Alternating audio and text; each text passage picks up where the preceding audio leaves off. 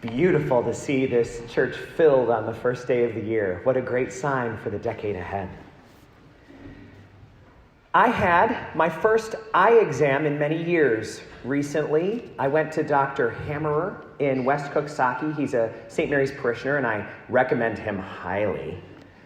And he said, my eyesight's really good. Actually, he said something that was a little less exciting. He said, you have the eyes of a 38-year-old. Which kind of had the tone to it, don't get used to it. So I'm enjoying it, knowing it won't last forever. But I also am aware that what we have for physical vision is only one part of the story.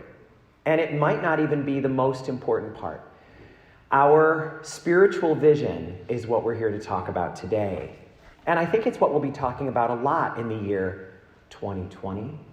After all, that's a year that God has given us to focus on our vision. So a question for you and me this morning, this first brand new day of a new year is, am I seeing everything I'm meant to see? Do I have some blind spots that I need to be aware of? Or spots that are blurry, which is almost more difficult because the blind spots I might know about, whereas the blurry spots I think I'm seeing, but it's all distorted. Am I missing some things simply because I can't see them clearly? Have I gotten used to having vision that's not that good? Do I think to myself, it's good enough?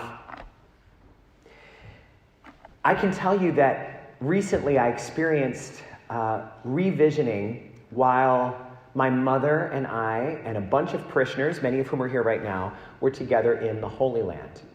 Most of you might know that we were there for 10 days back in November. And my mother told me midway through the trip that she realized that there had been some things in life she was missing. What things, I thought? I said, Mom, what are you talking about? What do you mean you've been missing some things? And she said, well, I pray every day, but I've never had a really close relationship with Mary. I knew a lot of people who did, but it just never made sense to me. I just didn't feel that much when I would pray to Mary.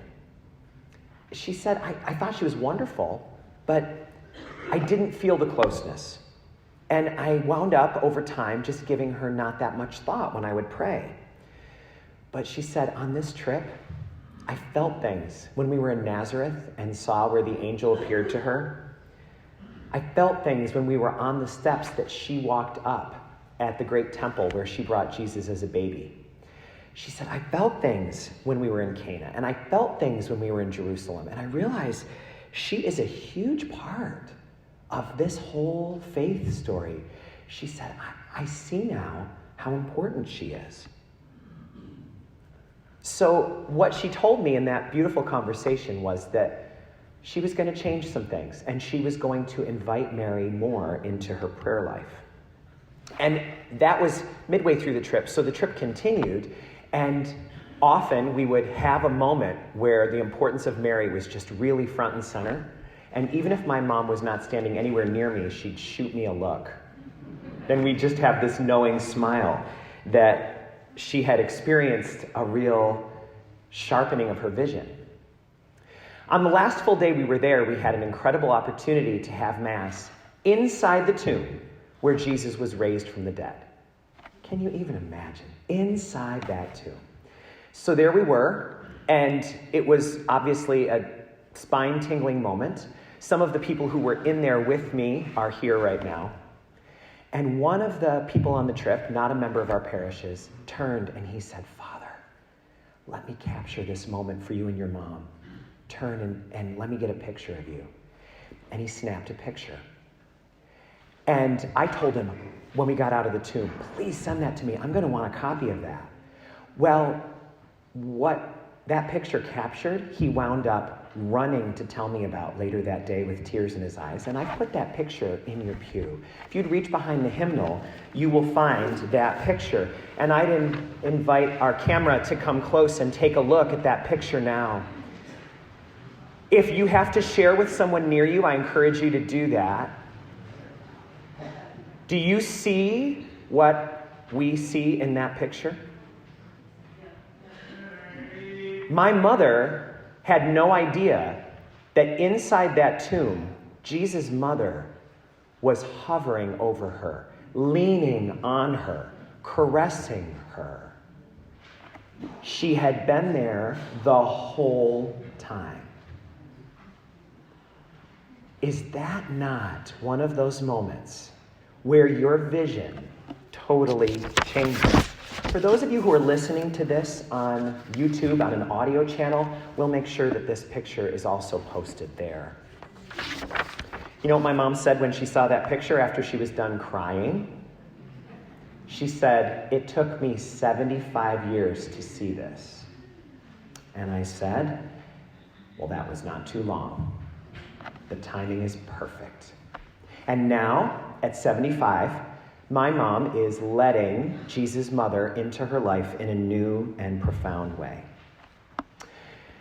So I have the vision of a 38-year-old here.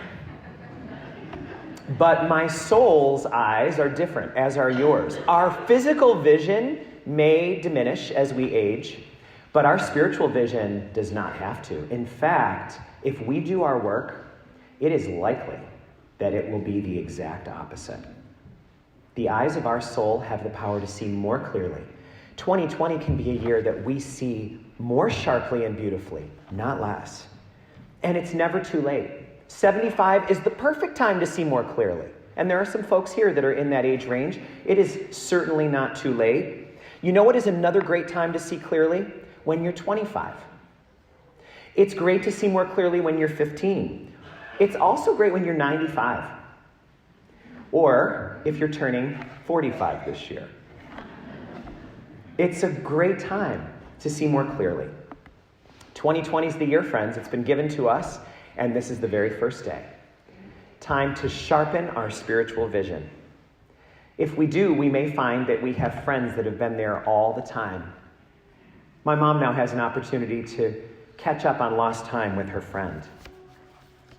What are you ready? What am I ready to see more clearly this year?